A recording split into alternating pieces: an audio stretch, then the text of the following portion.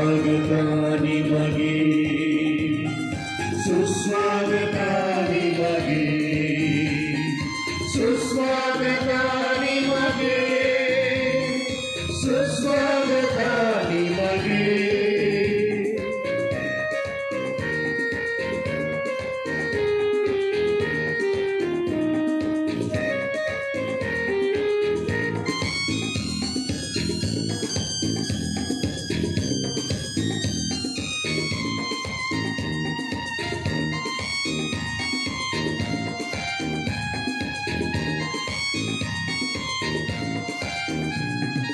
ಹಸಿರಿನ ಬನದಲ್ಲಿ ಹೂವರಳಿ ಸುಂದರ ಪರಿಮಳ ಸೂಸುತ್ತಿದೆ.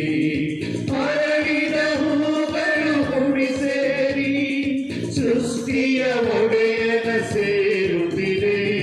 ಬನ್ನಿರಿ ಹೋಗುವ ಆಲಯಕ್ಕೆ, ದೇವರ ಸನ್ನಿಧಿಗೆ. ದೇವರ ಆಲಯ ನಿಮ್ಮ ಕರೆದು ಕ್ರಿಸ್ತನ ಪ್ರೀತಿಯ ತೋರಿಸಿದೆ. ನೂತನ ಬಾಳನ್ನು ಅನುಗೊಳಿಸಿ ಪರಸ್ಪರ ಪ್ರೀತಿಸ ಹೇಳುತ್ತಿದೆ. ಸುಸ್ವಾಗತ ನಿಮಗೆ, ಸುಸ್ವಾಗತ ನಿಮಗೆ, ಸುಸ್ವಾಗತ ನಿಮಗೆ, ಸುಸ್ವಾಗತ ನಿಮಗೆ. ಆತ್ಮೀಯರೇ, ನಿಮ್ಮೆಲ್ಲರಿಗೂ ಆನ್ಲೈನ್ ಭಾನುವಾರದ ದಿವ್ಯ ಬಲಿ ಪೂಜೆಗೆ ಸುಸ್ವಾಗತ. ಪಿತನ ಮತ್ತು ಸುತನ ಮತ್ತು ಪವಿತ್ರಾತ್ಮರ ನಾಮದಲ್ಲಿ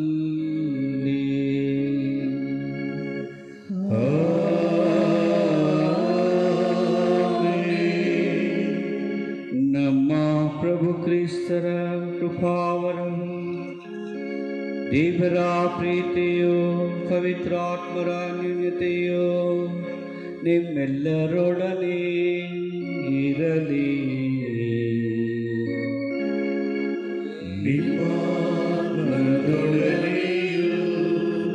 ಇರಲಿ.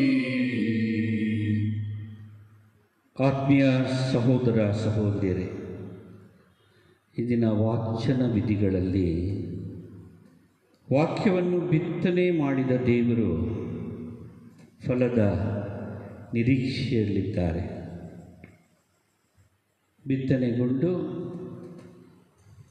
ಫಲವನ್ನು ನೀಡುವ ನಮ್ಮೆಲ್ಲರ ಸಲುವಾಗಿ ಕಾಯುತ್ತಿದ್ದಾರೆ. ಈ ದಿವ್ಯ ಬಲಿ ಪೂಜೆಯಲ್ಲಿ ಯೋಗ್ಯವಾಗಿ ಭಾಗಿಯಾಗಲು ನಮ್ಮ ತಪ್ಪುಗಳನ್ನು ಒಪ್ಪೋಣ. ಸರ್ವಶಕ್ತ ದೇವರಿಗೂ ಸಹೋದರ ಸಹೋದರಿಯರಿಗೂ ಯೋಚನೆಯಿಂದಲೂ ನುಡಿಯಿಂದಲೂ ನಡತೆಯಿಂದಲೂ ಕರ್ತವ್ಯ ಲೋಪದಿಂದಲೂ ನಾನು ಅನೇಕ ಪಾಪಗಳನ್ನು ಮಾಡಿದ್ದೇನೆಂದು ನಿವೇದಿಸುತ್ತೇನೆ. ನನ್ನ ಪಾಪವೇ, ನನ್ನ ಪಾಪವೇ, ನನ್ನ ಮಹಾಪಾಪವೇ. ಆದುದರಿಂದ ಸದಾ ಕನ್ನಿಕೆಯಾದ ಸಂತ ಮರಿಯಮ್ಮನವರನ್ನು, ಸಕಲ ದೇವದೂತರನ್ನು, ಸಂತರನ್ನು, ಸಹೋದರ ಸಹೋದರಿಯರೇ, ನಿಮ್ಮನ್ನು ನನಗಾಗಿ ನಮ್ಮ ಪ್ರಭು ದೇವರನ್ನು ಪ್ರಾರ್ಥಿಸಬೇಕೆಂದು ಬೇಡಿಕೊಳ್ಳುತ್ತೇನೆ. ಸರ್ವಶಕ್ತ ದೇವರು ನಮಗೆ ದಯೆ ತೋರಿಸಿ ನಮ್ಮ ಪಾಪಗಳನ್ನು ಕ್ಷಮಿಸಿ ನಮ್ಮೆಲ್ಲರನ್ನು ನಿತ್ಯ ಜೀವದೆಡೆಗೆ ಕರೆದೊಯ್ಯಲಿ. ಆಮೆನ್.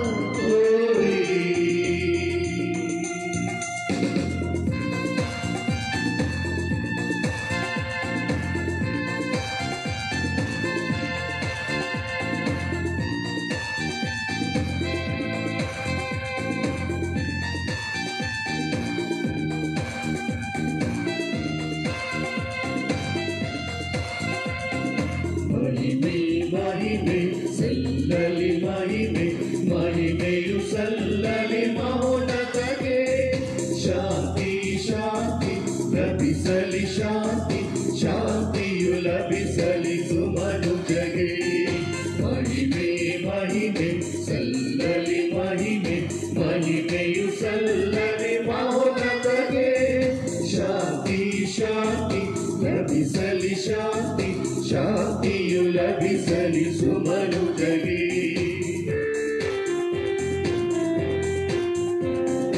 ಓಕಟ ದೇವರೇ ಪರಲೋಕ ರಾಜರೇ ಸರ್ವಶಕ್ತ ಪಿತನೇ ನಾವು ನಿಮ್ಮನ್ನು ಹೊಗಳುವೆವು ಸ್ತುತಿಸುವೆವು ಮಹಿಮೆ ಪಡಿಸುವೆವು ನಿಮ್ಮಯ ಉನ್ನತ ಮಹಿಮೆಗಾಗಿ ವಂದಿಸಿ ನಮಿಸುವೆವು ಮಹಿಮೆ ಮಹಿಮೆ ಸಲ್ಲಲಿ ಮಹಿಮೆ ಮಹಿಮೆಯು ಸಲ್ಲಲಿ ಮಹೋನ್ನತಗೆ ಶಾಂತಿ ಶಾಂತಿ ಲಭಿಸಲಿ ಶಾಂತಿ ಶಾಂತಿಯು ಲಭಿಸಲಿ ಸುಮನುಜಗೆ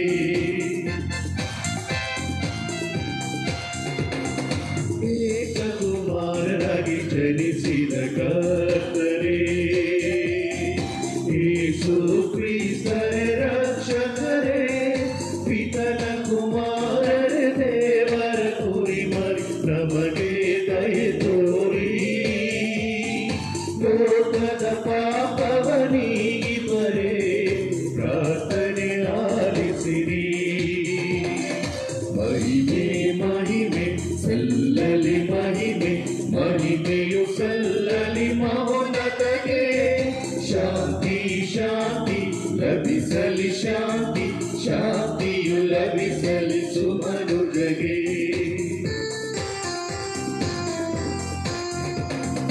ನೀವೊಬ್ಬರೇ ನಮ್ಮ ಪರಿಶುದ್ಧ ದೇವರು ನೀವೊಬ್ಬರೇ ನಮ್ಮ ಕರ್ತರು ನೀವೊಬ್ಬರೇ ಮಹೋನ್ನತರು ಯೇಸು ಕ್ರಿಸ್ತರೇ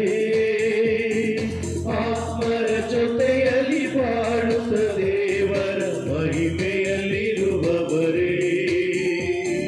ಮಹಿಮೆ ಮಹಿಮೆ ಸಲ್ಲಲಿ ಮಹಿಮೆ ಮಹಿಮೆಯು ಸಲ್ಲಲಿ ಮಹೋನ್ನತಗೆ ಶಾಂತಿ ಶಾಂತಿ ಲಭಿಸಲಿ ಶಾಂತಿ ಶಾಂತಿಯು ಲಭಿಸಲಿ ಸುಮನುಜಗೆ ಮಹಿಮೆ ಮಹಿಮೆ ಸಲ್ಲಲಿ ಮಹಿಮೆ ಮಹಿಮೆಯು ಸಲ್ಲಲಿ ಮಹೋನ್ನತಗೆ ಶಾಂತಿ ಶಾಂತಿ ಲಭಿಸಲಿ ಶಾಂತಿ ಶಾಂತಿಯು ಲಭಿಸಲಿ ಸುಮನುಜಗೆ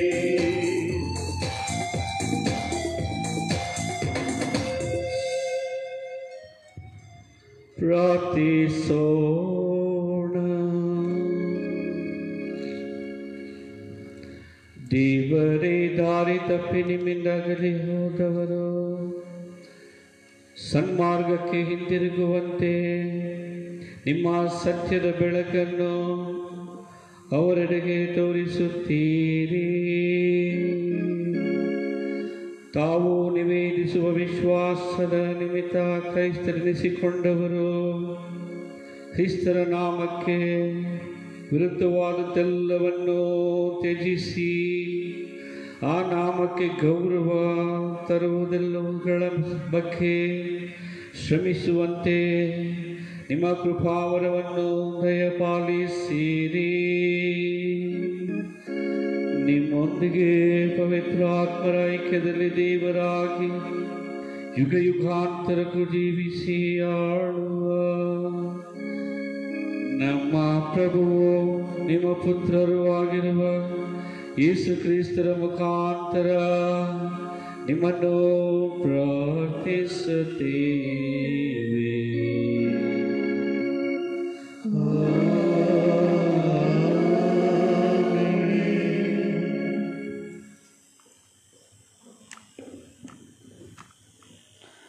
ದೇವರ ವಾಕ್ಯದ ಶಕ್ತಿ ಎಂಥದ್ದು, ಅದು ಹೇಗೆಲ್ಲ ಕಾರ್ಯನಿರ್ವಹಿಸುತ್ತದೆ ಎಂದು ಪ್ರವಾದಿ ಯೆಶಾಯ ತನ್ನ ಮಾತುಗಳಲ್ಲಿ ದೇವರ ಕರುಣೆಯ ಕರೆಯನ್ನು ವ್ಯಕ್ತಪಡಿಸುತ್ತಿದ್ದಾರೆ.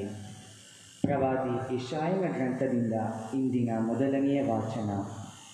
ಮಳೆಯು ಹಿಮವು ಆಕಾಶಮಂಡಲದಿಂದಿಳಿದು ಬಂದು ತೋಯಿಸಿ ಹಸಿರುಗೊಳಿಸಿ ಹುಲುಸು ಮಾಡುತ್ತದೆ ಭೂಮಿಯನ್ನು. ಬಿತ್ತುವವನಿಗೆ ಬೀಜ, ಉಣ್ಣುವವನಿಗೆ ಆಹಾರ ಒದಗಿಸದೆ ಹಿಂದಿರುಗಿ ಬರುವುದಿಲ್ಲ. ಅವು ಸುಮ್ಮನೆ ಬಂದಲ್ಲಿಗೆ. ಅಂತೆಯೇ ನನ್ನ ಬಾಯಿಂದ ಹೊರಡುವ ಮಾತು ನನ್ನ ಇಷ್ಟಾರ್ಥವನ್ನು ನೆರವೇರಿಸದ ಹೊರತು, ನನ್ನ ಉದ್ದೇಶವನ್ನು ಕೈಗೂಡಿಸದ ಹೊರತು ನನ್ನ ಬಳಿಗೆ ವ್ಯಕ್ತವಾಗಿ ಹಿಂದಿರುಗದು. ಪ್ರಭುವಿನ ವಾಕ್ಯ. ದೇವರಿಗೆ ಕೃತಜ್ಞತೆ ಸಲ್ಲಲಿ.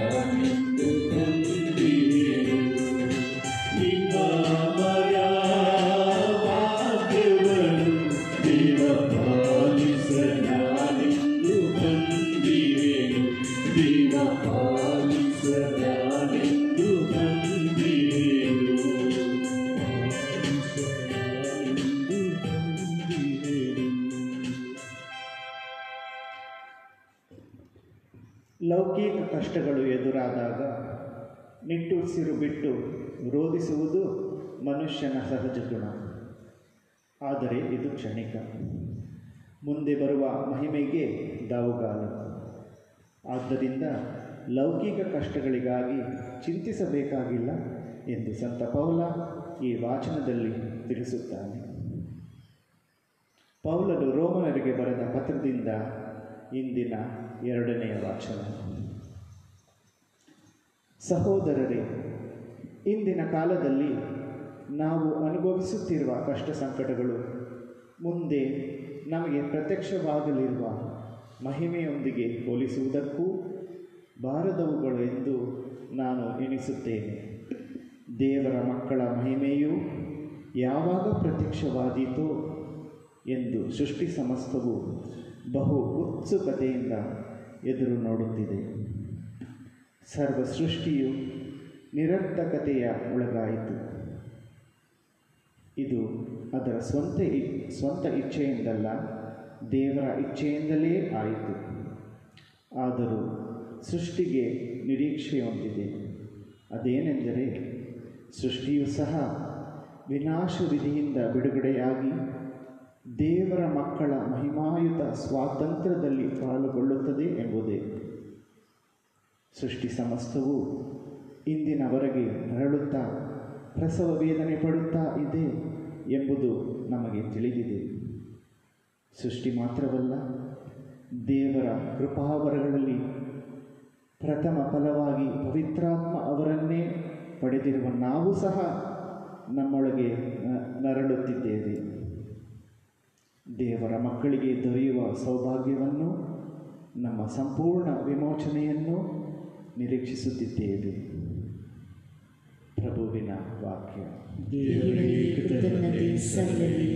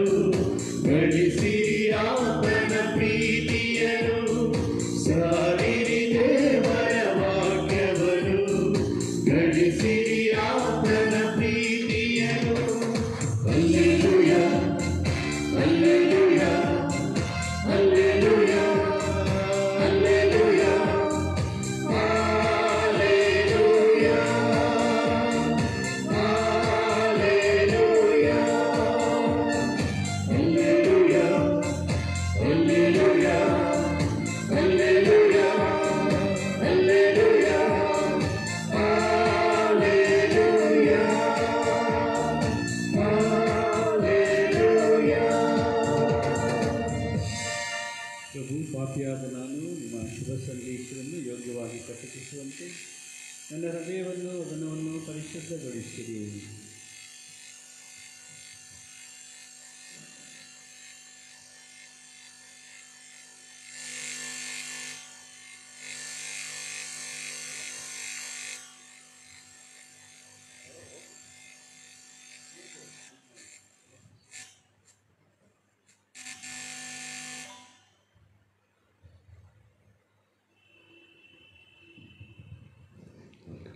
ಪ್ರಭು, ಪಾಪಿಯಾದ ನಾನು ತಮ್ಮ ಶುಭ ಸಂದೇಶವನ್ನು ಯೋಗ್ಯವಾಗಿ ಪ್ರಕಟಿಸುವಂತೆ ನನ್ನ ಹೃದಯವನ್ನು ಅದನವನ್ನು ಪರಿಶುದ್ಧಗೊಳಿಸಿರಿ. ಪ್ರಭು ನಿಮ್ಮೊಡನೆ ಇರಲಿ. ನಿಮ್ಮಾತ್ಮದೊಡನೆಯೂ ಇರಲಿ. ಮತ್ತಾಯನು ಬರೆದ ಪವಿತ್ರ ಶುಭ ಸಂದೇಶದಿಂದ ವಾಚನ. ಪ್ರಭು ನಿಮಗೆ ಮಹಿಮೆ.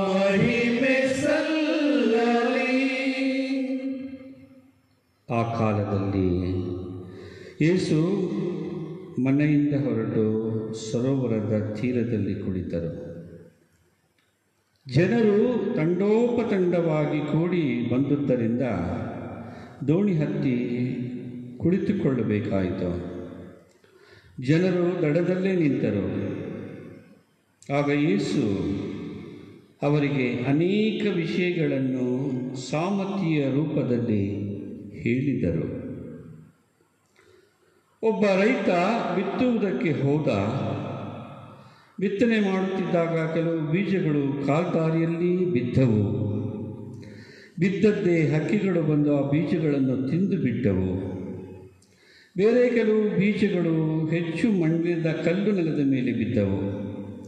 ಅಲ್ಲಿ ಮಣ್ಣು ತೆಳ್ಳಗಿದ್ದುದರಿಂದ ಅವು ಬೇಗನೆ ಮೊಳೆತವು. ಆದರೆ ಬಿಸಿಲೇರಿದಾಗ ಬಾಡಿದವು. ಬೇರು ಬಲವಾಗಿಲ್ಲದ ಕಾರಣ ಒಣಗಿ ಹೋದವು. ಮತ್ತೆ ಕೆಲವು ಬೀಜಗಳು ಮುಳ್ಳು ಪೊದೆಗಳ ನಡುವೆ ಬಿದ್ದವು. ಆ ಪೊದೆಗಳು ಸಸ್ಯಗಳ ಸಮೇತ ಬೆಳೆದು ಅವುಗಳನ್ನು ಅಡಗಿಸಿಬಿಟ್ಟವು. ಇನ್ನೂ ಕೆಲವು ಬೀಜಗಳು ಹದವಾದ ಭೂಮಿಯಲ್ಲಿ ಬಿದ್ದವು. ಅವು ಮೊಳೆತು ಬೆಳೆದು ತೆನೆ ಬಿಟ್ಟಿತು. ಕೆಲವು 100ರಷ್ಟು, ಮತ್ತು ಕೆಲವು 60ರಷ್ಟು, ಇನ್ನೂ ಕೆಲವು 30ರಷ್ಟು ಫಸಲನ್ನು ಕೊಟ್ಟವು. ಕೇಳಲು ಕಿವಿಯುಳ್ಳವನು ಕೇಳಿಕೊಳ್ಳಲಿ ಎಂದು ಒತ್ತಿ ಹೇಳಿದರು. ತರುವಾಯ ಶಿಷ್ಯರು ಯೇಸುವಿನ ಬಳಿಗೆ ಬಂದು, ನೀವು ಜನರೊಡನೆ ಮಾತನಾಡುವಾಗ ಸಾಮರ್ಥ್ಯಗಳನ್ನು ಉಪಯೋಗಿಸುತ್ತೀರಿ ಏಕೆ ಎಂದು ಕೇಳಿದರು. ಅದಕ್ಕೆ ಪ್ರತ್ಯುತ್ತರವಾಗಿ ಯೇಸು, ಸ್ವರ್ಗ ಸಾಮ್ರಾಜ್ಯದ ರಹಸ್ಯಗಳನ್ನು ಅರಿತುಕೊಳ್ಳುವ ಸದವಕಾಶ ಲಭಿಸಿರುವುದು ನಿಮಗೆ, ಅವರಿಗಲ್ಲ. ಉಳ್ಳವನಿಗೆ ಇನ್ನೂ ಹೆಚ್ಚಾಗಿ ಕೊಡಲಾಗುತ್ತೆ, ಅವನು ಸಮೃದ್ಧನಾಗುತ್ತಾನೆ. ಇಲ್ಲದವನಿಂದ ಇರುವ ಕಿಂಚಿತ್ತನ್ನು ಕಸಿದುಕೊಳ್ಳಲಾಗುತ್ತದೆ. ಅವರೊಡನೆ ಸಾಮರ್ಥ್ಯ ರೂಪದಲ್ಲಿ ಮಾತನಾಡುವುದಕ್ಕೆ ಕಾರಣ ಇದು. ಅವರು ಕಣ್ಣಾರೆ ನೋಡಿದರೂ ಕಾಣುವುದಿಲ್ಲ, ಕಿವಿಯಾರೆ ಕೇಳಿದರೂ ಕಿವಿಗೊಡುವುದಿಲ್ಲ, ಗ್ರಹಿಸುವುದೂ ಇಲ್ಲ. ಪ್ರವಾದಿ ಯೆಶಾಯನ ಈ ಪ್ರವಚನ ಅವರಲ್ಲಿ ಈಡೇರುತ್ತದೆ.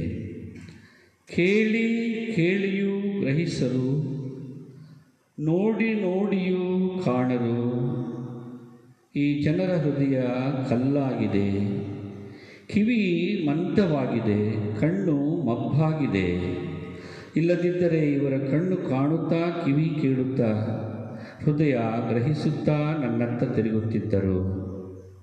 ದೇವರಾದ ನಾನಿರುವನು, ಸ್ವಸ್ಥಪಡಿಸುತ್ತಿದ್ದೇನೆ. ನೀವಾದರೂ ಭಾಗ್ಯವಂತರು. ನಿಮ್ಮ ಕಣ್ಣುಗಳು ಕಾಣುತ್ತವೆ, ಕಿವಿಗಳು ಕೇಳುತ್ತವೆ. ಎಷ್ಟೋ ಪ್ರವಾದಿಗಳು ಹಾಗೂ ಸತ್ಪುರುಷರು ನೀವು ನೋಡುವುದನ್ನು ನೋಡುವುದಕ್ಕೂ ಕೇಳುವುದನ್ನು ಕೇಳುವುದಕ್ಕೂ ಅಪೇಕ್ಷಿಸಿದರು, ಆದರೆ ಅವರು ನೋಡಲೂ ಇಲ್ಲ, ಕೇಳಲೂ ಇಲ್ಲ ಎಂಬುದು ನಿಮಗೆ ತಿಳಿದಿರಲಿ. ಈಗ ಬಿತ್ತುವವನ ಸಾಮರ್ಥ್ಯ ಅರ್ಥವನ್ನು ಕೇಳಿ. ಒಬ್ಬನು ಶ್ರೀ ಸಾಮ್ರಾಜ್ಯದ ಸಂದೇಶವನ್ನು ಕೇಳಿ ಅದನ್ನು ಗ್ರಹಿಸದೇ ಹೋದರೆ, ಕೇಡಿಗನು ಬಂದು ಅವನ ಹೃದಯದಲ್ಲಿ ಬಿತ್ತಿದ ಬೀಜವನ್ನು ತೆಗೆದೆಸೆಯುತ್ತಾನೆ. ಇವನು ಕಾಲ್ದಾರಿಯಲ್ಲಿ ಬಿದ್ದ ಬೀಜವನ್ನು ಹೋಲುತ್ತಾನೆ. ಬೇರೊಬ್ಬನು ಈ ಸಂದೇಶವನ್ನು ಕೇಳಿದ ಕೂಡಲೇ ಅದನ್ನು ಸಂತೋಷದಿಂದ ಸ್ವೀಕರಿಸುತ್ತಾನೆ. ಆದರೆ ಅದು ತನ್ನಲ್ಲಿ ಬೇರೂರದ ಕಾರಣ ಸ್ವಲ್ಪ ಕಾಲ ಮಾತ್ರ ಇದ್ದು, ಸಂದೇಶದ ನಿಮಿತ್ತ ಕಷ್ಟ ಕೋಟಲೆಗಳು ಬಂದೊದಗಿದಾಗ ಕೂಡಲೇ ಎಡವಿ ಬೀಳುತ್ತಾನೆ. ಇವನು ಕಲ್ಲು ನೆಲದ ಮೇಲೆ ಬಿದ್ದ ಬೀಜವನ್ನು ಹೋಲುತ್ತಾನೆ.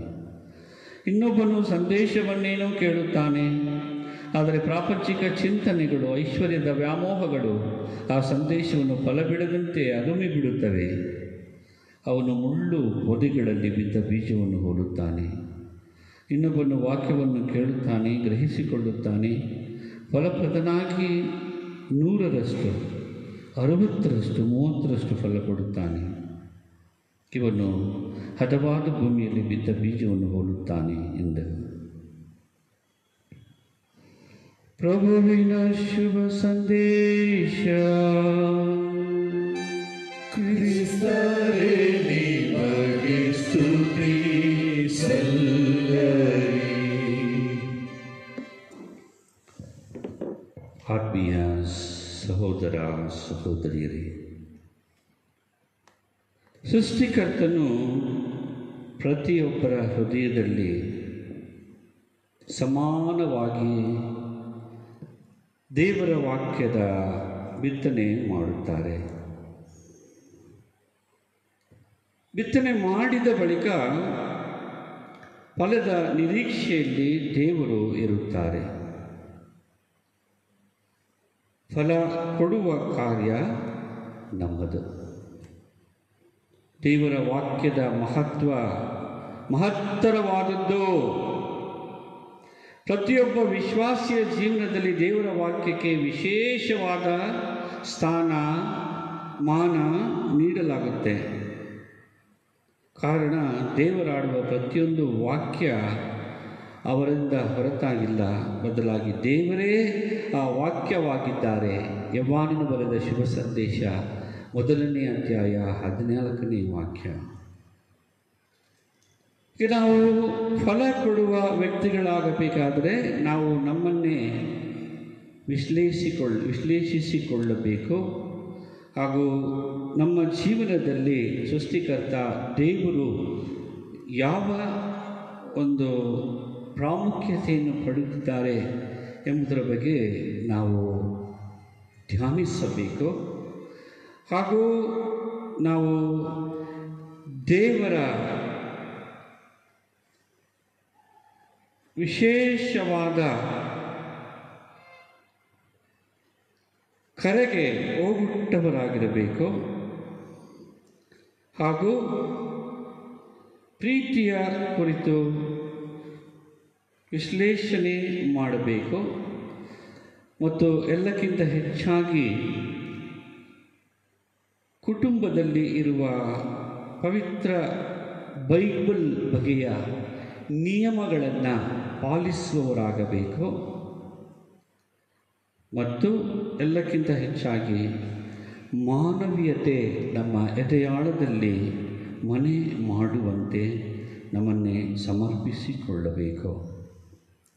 ಹೀಗೆ ಮಾಡಿದ ಪಕ್ಷದಲ್ಲಿ ನಾವು ಫಲಪ್ರದವಾಗಲು ಬಹಳ ಅನುಕೂಲವಾಗುವುದು. ಈಗ ಫಲ ಕೊಡುವ ನಾನು ಏನಾಗಿದ್ದೇನೆ? ಸಂತ ಪೌಲನು ಎಫೆಸಿಯರಿಗೆ ಬರೆದ ಪತ್ರ 1ನೇ ಅಧ್ಯಾಯ 3 ಮತ್ತು 3ರಿಂದ 8ನೇ ವಾಕ್ಯಗಳಲ್ಲಿ ನಾನು ದೇವರ ಮಗು ಎಂದು ನಮಗೆ ನೆನಪು ನೀಡುತ್ತಾರೆ. ಯೋಹಾನನು ಬರೆದ ಶುಭ ಸಂದೇಶ 15ನೇ ಅಧ್ಯಾಯ 15ನೇ ವಾಕ್ಯದಲ್ಲಿ ನಾನು ಕ್ರಿಸ್ತನ ಸ್ನೇಹಿತನು. ನಾವು ಪ್ರತಿಯೊಬ್ಬರು ಕ್ರಿಸ್ತನ ಸ್ನೇಹಿತರು. 1ನೇ ಕೊರಿಂಥರಿಗೆ ಬರೆದ ಪತ್ರ 12ನೇ ಅಧ್ಯಾಯ ವಾಕ್ಯಗಳಲ್ಲಿ ನಾನು ಕ್ರಿಸ್ತ ಸಭೆಯ ಸದಸ್ಯನು ಎಂದು ಉಲ್ಲೇಖಿಸಿ ನಮ್ಮನ್ನು ನೆನಪಿಸಲಾಗಿದೆ. ಫಿಲಿಪಿಯರಿಗೆ ಬರೆದ ಪತ್ರ 3ನೇ ಅಧ್ಯಾಯ 20ನೇ ವಾಕ್ಯದಲ್ಲಿ ನಾನು ಪರಲೋಕದ ಪ್ರಜೆ. ಅದೇ ಎಫೆಸಿಯರಿಗೆ ಬರೆದ ಪತ್ರ 2ನೇ ಅಧ್ಯಾಯ 10ನೇ ವಾಕ್ಯದಲ್ಲಿ ನಾನು ಕ್ರಿಸ್ತನ ನಿರ್ಮಾಣ, ಪ್ರಭು ಕ್ರಿಸ್ತರು ನನ್ನನ್ನು ನಿರ್ಮಿಸಿದ್ದಾರೆ. ಹಾಗೂ ಸಂತ ಪೌಲನು 2ನೇ ಕೊರಿಂಥರಿಗೆ ಬರೆದ ಪತ್ರ 5ನೇ ಅಧ್ಯಾಯ 17ನೇ ವಾಕ್ಯದಲ್ಲಿ ನಾನು ನೂತನ ಸೃಷ್ಟಿಯಾಗಿದ್ದೇನೆ. 2ನೇ ಕೊರಿಂಥ್ಯ 5ನೇ ಅಧ್ಯಾಯ 18, 21 ವಾಕ್ಯಗಳಲ್ಲಿ ನಾನು ದೇವರ ಸೇವಕನು. ರೋಮನರಿಗೆ ಬರೆದ ಪತ್ರ 5ನೇ ಅಧ್ಯಾಯ 1ನೇ ವಾಕ್ಯದಲ್ಲಿ ನಾನು ನಂಬಿಕೆ ಹೊಂದಿದ್ದವನಾಗಿ ನೀತಿವಂತನಾಗಿದ್ದೇನೆ. ಹಾಗೂ ಯೋಹಾನನು ಬರೆದ ಶುಭ ಸಂದೇಶ 10ನೇ ಅಧ್ಯಾಯ 28ನೇ ವಾಕ್ಯದಲ್ಲಿ ಕ್ರಿಸ್ತನ ಹಸ್ತಗಳಲ್ಲಿ ನಾನು ಸುರಕ್ಷಿತನು ಎಂದು ಹೇಳಲಾಗಿದೆ. ಹೀಗೆ ನಾನು ಎಂಬ ನನ್ನತನವನ್ನು ದೇವರು ಅತಿ ಅಮೂಲ್ಯವಾಗಿ ನಿರ್ಮಿಸಿ ಸ್ಥಾಪಿಸಿದ್ದಾರೆ. ಇಂತಹ ನಾನು ಎಂಬ ವ್ಯಕ್ತಿಗೆ ದೇವರ ವಾಕ್ಯದ ಬಿತ್ತನೆ ಮಾಡುತ್ತಾರೆ ಹಾಗೂ ಬಿತ್ತನೆ ಮಾಡಿದ ಬಳಿಕ ಫಲದ ನಿರೀಕ್ಷೆಯಲ್ಲಿ ಅವರು ಇದ್ದಾರೆ. ಹೀಗೆ ಈ ದೇವರು ನಮ್ಮನ್ನು ಅತಿ ಅಮೂಲ್ಯವಾಗಿ ನಿರ್ಮಿಸಿದ ದೇವರ ಒಂದು ಕೀರ್ತಿ, ಮಹತ್ವ ಹಾಗೂ ಅವರ ಒಂದು ಸ್ಥಾನ ಏನೆಂದರೆ, ಕೀರ್ತನೆಗಳು 91ನೇ ಅಧ್ಯಾಯ 9ನೇ ವಾಕ್ಯದಲ್ಲಿ ದೇವರು ನನ್ನ ಶರಣನು ಯೆಹೋವ ಮಸಿ. ಆದಿಕಾಂಡ 15ನೇ ಅಧ್ಯಾಯ 1ನೇ ವಾಕ್ಯದಲ್ಲಿ ದೇವರು ಗುರಾಣಿಯಾದಾತನು ಅಂದರೆ ಯೆಹೋವ ಮಾಕೇನ್. ಯೆರೆಮೀಯ ಪ್ರವಾದಿಯ 16ನೇ ಅಧ್ಯಾಯ 19ನೇ ವಾಕ್ಯದಲ್ಲಿ ದೇವರು ನನ್ನ ದುರ್ಗ, ನನ್ನನ್ನು ಕಾಪಾಡುವ ದುರ್ಗ, ಯೆಹೋವ ಮಾಶೇಲ್. ಯುಗ ಯುಗಾಂತರಗಳಲ್ಲಿಯೂ ಅರಸನಾಗಿರುವ ಆತನೇ ದೇವನು. ಕೀರ್ತನೆಗಳು 10ನೇ ಅಧ್ಯಾಯ 16ನೇ ವಾಕ್ಯದಲ್ಲಿ ದೇವರು ನನ್ನ ವಿಮೋಚಕನು. ಕೀರ್ತನೆಗಳು 18ನೇ ಅಧ್ಯಾಯ 2ನೇ ವಾಕ್ಯದಲ್ಲಿ ಯೆಹೋವ ನಿಸಿ, ನನ್ನ ಜಯಧ್ವಜವಾದ ಆತನು ಎಂದು ವಿಮೋಚನಾಕಾಂಡ 17ನೇ ಅಧ್ಯಾಯ 15ನೇ ವಾಕ್ಯದಲ್ಲಿ ಬರೆಯಲಾಗಿದೆ. ದೇವರು ನನ್ನ ಬೆಳಕು ಎಂದು ಕೀರ್ತನೆಗಳು 27ನೇ ಅಧ್ಯಾಯ 1ನೇ ವಾಕ್ಯದಲ್ಲಿ ಸಂಬೋಧಿಸಲಾಗಿದೆ. ಈ ರೀತಿ ದೇವರು ಪರಾಕ್ರಮ ದೇವರು ಹಾಗೂ ಶ್ರೇಷ್ಠವಾದ ದೈವತ್ವದ ಒಂದು ಉದಾನಿಯಾಗಿರುವವರು ನಮ್ಮನ್ನು ನಾನು ಎಂಬ ಆ ಎದೆಯಾಳದಲ್ಲಿ ಬೀಜದ ಬಿತ್ತನೆಯನ್ನು ಮಾಡಿದ್ದಾರೆ. ಹೀಗೆ ನಮ್ಮಲ್ಲಿ ಬೀಜದ ಬಿತ್ತನೆಯನ್ನು ಮಾಡಿದಂತಹ ದೇವರು ನಮಗೆ ಯಾವ ರೀತಿ ನಮ್ಮ ಜೀವನವನ್ನು ನಡೆಸಬೇಕು ಎಂಬುದರ ಬಗ್ಗೆ ಕೆಲವು ಬುದ್ಧಿವಾದಗಳನ್ನು ಹೇಳುತ್ತಾರೆ. 1ನೇ ಕೊರಿಂಥಿಯರಿಗೆ ಬರೆದ ಪತ್ರ 3ನೇ ಅಧ್ಯಾಯ 19ನೇ ವಾಕ್ಯದಲ್ಲಿ ಇಹಲೋಕದ ಜ್ಞಾನದಿಂದ ನಡೆಯಬೇಡ, ಪ್ರಾಪಂಚಿಕ ಜ್ಞಾನದಿಂದ ನಡೆಯಬೇಡ. ಇದನ್ನು ಗಂಭೀರವಾಗಿ ನಾವು ಪರಿಗಣಿಸತಕ್ಕದ್ದು. ಹಾಗೂ ಕೊಲೋಸ್ಯರಿಗೆ ಬರೆದ ಪತ್ರ 2ನೇ ಅಧ್ಯಾಯ 8ನೇ ವಾಕ್ಯದಲ್ಲಿ ಮನುಷ್ಯರ ಸಂಪ್ರದಾಯಗಳನ್ನು, ಪ್ರಾಪಂಚಿಕ ಬೋಧನೆಯನ್ನು ಅನುಸರಿಸಬೇಡ. ಮತ್ತಾಯ ಬರೆದ ಶುಭ ಸಂದೇಶ 16ನೇ ಅಧ್ಯಾಯ 26ನೇ ವಾಕ್ಯದಲ್ಲಿ ಲೋಕದ ಸಂಪತ್ತು ನಿನಗೆ ಆನಂದವಾಗಿರುವುದು ಬೇಡ, ಲೋಕದ ಪ್ರಾಪಂಚಿಕ ಸಂಪತ್ತ ಹಿಂದೆ ಹೋಗಬೇಡ ಎಂದು ಹೇಳುತ್ತಾರೆ. ಮತ್ತಾಯ 13ನೇ ಅಧ್ಯಾಯ 22ನೇ ವಾಕ್ಯದಲ್ಲಿ ಪ್ರಪಂಚದ ಚಿಂತೆಗಳಲ್ಲಿ ಮುಳುಗಬೇಡ. ಮತ್ತಾಯ 4ನೇ ಅಧ್ಯಾಯ 8ನೇ ವಾಕ್ಯದಲ್ಲಿ ಪ್ರಪಂಚದ ವೈಭವಗಳನ್ನು ಕಂಡು ಮರುಳಾಗಬೇಡ. ಯೋಹಾನ ಬರೆದ 16ನೇ ಅಧ್ಯಾಯ 33ನೇ ವಾಕ್ಯದಲ್ಲಿ ಲೋಕದ ಸಂಕಟಗಳಲ್ಲಿ ಕಳವಳಗೊಳ್ಳಬೇಡ. ಹಾಗೂ ಯಾಕೋಬನು ಬರೆದ ಪತ್ರ 1ನೇ ಅಧ್ಯಾಯ 22ನೇ ವಾಕ್ಯದಲ್ಲಿ ಪ್ರಪಂಚದ ದೋಷವು ಹತ್ತದಂತೆ ನೋಡಿಕೋ. ಈ ಎಲ್ಲ ಎಚ್ಚರಿಕೆಗಳನ್ನು, 7 ಬುದ್ಧಿವಾದಗಳನ್ನು ದೇವರು ನಮಗೆ ನೀಡುತ್ತಾರೆ. ನಾನು ಎಂಬ ವ್ಯಕ್ತಿತ್ವಕ್ಕೆ ಫಲ ನಾಮಾಂಕಿತವನ್ನು ಹೊಂದಿರುವಂತಹ ಪರಾತ್ಪರ ದೇವರು ಬುದ್ಧಿವಾದಗಳನ್ನು ನಮಗೆ ನೀಡುತ್ತಾ ನಾವೆಲ್ಲರೂ ಮನುಷ್ಯರಾಗಬೇಕು, ಮನುಷ್ಯತ್ವದಿಂದ ತುಂಬಿದವರಾಗಬೇಕೋ, ಮಾನವೀಯತೆಯ ಮೌಲ್ಯಗಳಲ್ಲಿ ಮರೆಯಬೇಕೋ ಎಂದು ನಮ್ಮನ್ನು ಮನುಷ್ಯರಾಗಲು ಕರೆಯುತ್ತಾರೆ. ಮನುಷ್ಯರಾಗುವುದು ಹೇಗೆ? ಒಬ್ಬ ವೈದ್ಯ ಸರ್ವೇ ಸಾಮಾನ್ಯವಾಗಿ ಅಥವಾ ವಾಸ್ತುಶಿಲ್ಪಿ ಆಗಬೇಕಾದರೆ, ಒಬ್ಬ ವೈದ್ಯ ಅಥವಾ ಒಂದು ವಾಸ್ತುಶಿಲ್ಪಿ ಆಗಬೇಕಾದ್ರೆ 5 ವರ್ಷಗಳಲ್ಲಿ ಕನಿಷ್ಠ 50 ಪುಸ್ತಕಗಳನ್ನು ಓದಬೇಕು. ಅದೇ ರೀತಿ ಒಂದು ಮನುಷ್ಯ ಪದವಿಯನ್ನು ಪಡೆಯಬೇಕಾದರೆ 3 ವರ್ಷಗಳಲ್ಲಿ 30 ಪುಸ್ತಕಗಳನ್ನಾದರೂ ಓದಬೇಕು. ಒಬ್ಬ ಇಂಜಿನಿಯರ್ ಅಥವಾ ಡಾಕ್ಟರ್ ಆಗಬೇಕಾದ್ರೆ 4, 5, 6, 7 ವರ್ಷಗಳಲ್ಲಿ 40 ಅಥವಾ 50, 60 ಪುಸ್ತಕಗಳನ್ನು ಓದಬೇಕು. ಆದರೆ ದೇವರು ನಮಗೆ ಇಂದು ತಿಳಿಸ್ತಾ ಇದ್ದಾರೆ, ನೀನು ಮನುಷ್ಯನಾಗಲು ನಿನ್ನ ಇಡೀ ಜೀವಮಾನವೆಲ್ಲ ಒಂದೇ ಒಂದು ಪುಸ್ತಕವನ್ನು ಮಾತ್ರ ಓದಿದರೆ ಸಾಕು. ಅದೇ ಪವಿತ್ರ ಬೈಬಲ್ ಗ್ರಂಥ. ಹೀಗೆ ದೇವರ ವಾಕ್ಯವನ್ನು ಪಠಿಸಿ ಧ್ಯಾನಿಸಿ ಅದನ್ನು ನಮ್ಮ ಜೀವನಗಳಲ್ಲಿ ಅಳವಡಿಸಿಕೊಂಡು ಪಾಲಿಸಲು ದೇವರು ನಾನು ಎಂಬ ವ್ಯಕ್ತಿತ್ವವನ್ನು ಆಹ್ವಾನಿಸ್ತಾ ಇದ್ದಾರೆ. ಹೀಗೆ ಆಹ್ವಾನ ಪಡೆದವರಾದ ನಾವು ಪ್ರಭುವಿನ ಉತ್ತಮ ಮಕ್ಕಳಾಗಿ, ಅನುಯಾಯಿಗಳಾಗಿ ನಮ್ಮನ್ನೇ ಸಮರ್ಪಿಸಿಕೊಳ್ಳತಕ್ಕದ್ದು.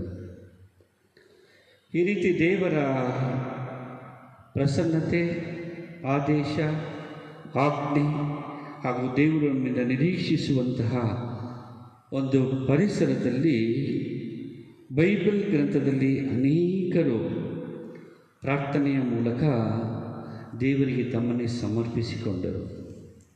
ಹೀಗೆ 7 ಮಂದಿಯ ಪ್ರಾರ್ಥನೆ ಎಂಥದ್ದು ಎಂಬ ಒಂದು ಕೆಲವು ಉದಾಹರಣೆಗಳನ್ನು ನೋಡೋಣ. ಹನ್ನಳು 1ನೇ ಸಾಮ್ಯಲ್ ಗ್ರಂಥ 1ನೇ ಅಧ್ಯಾಯದಲ್ಲಿ ಮನೋವ್ಯಾಧಿಯಿಂದ ಮಾಡಿದ ಪ್ರಾರ್ಥನೆಯನ್ನು ನಾವು ಓದಬಹುದು.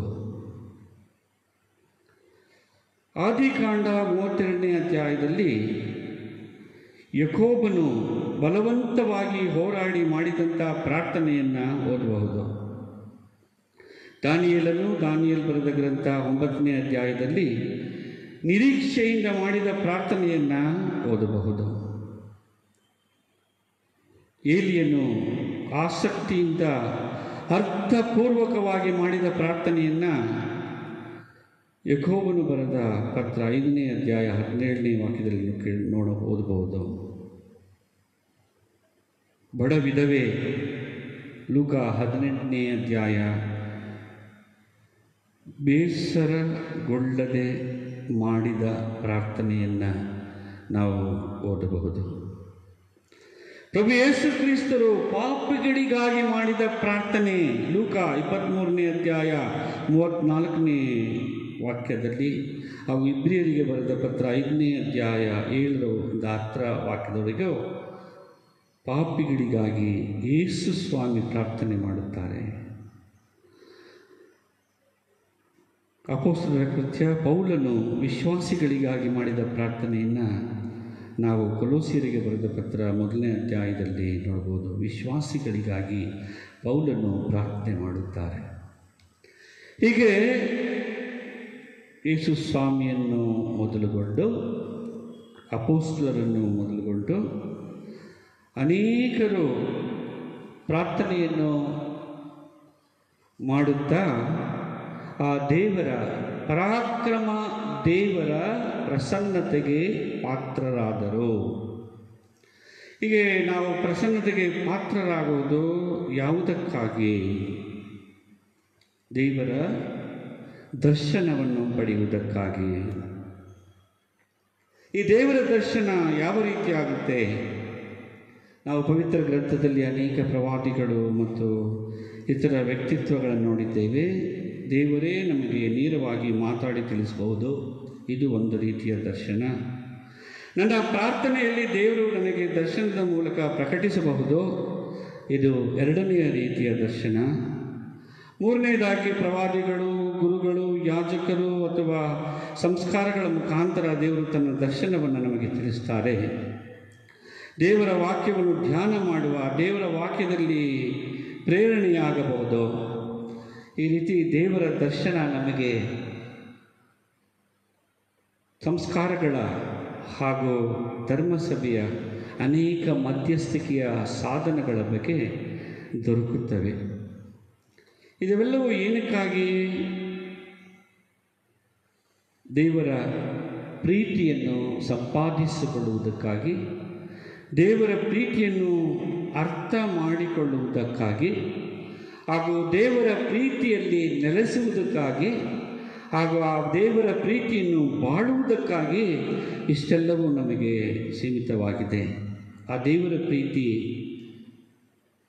ರೋಮನರಿಗೆ ಬರೆದ ಪತ್ರ 5ನೇ ಅಧ್ಯಾಯ 5ನೇ ವಾಕ್ಯದಲ್ಲಿ ಲಿಖಿತವಾಗಿದೆ. ದೇವರ ಪ್ರೀತಿ ಯೇಸು ಕ್ರಿಸ್ತರಲ್ಲಿ ವ್ಯಕ್ತವಾಗುವುದನ್ನು ರೋಮನರಿಗೆ ಬರೆದ ಪತ್ರ 8ನೇ ಅಧ್ಯಾಯ 39ನೇ ವಾಕ್ಯದಲ್ಲಿದೆ. ಹಾಗೂ ರೋಮನರಿಗೆ ಬರೆದ ಪತ್ರ 5ನೇ ಅಧ್ಯಾಯ 5ನೇ ವಾಕ್ಯದಲ್ಲಿ ಪವಿತ್ರಾತ್ಮರ ಪ್ರೀತಿಯ ಬಗ್ಗೆ ನಮಗೆ ತಿಳಿಸಲಾಗಿದೆ.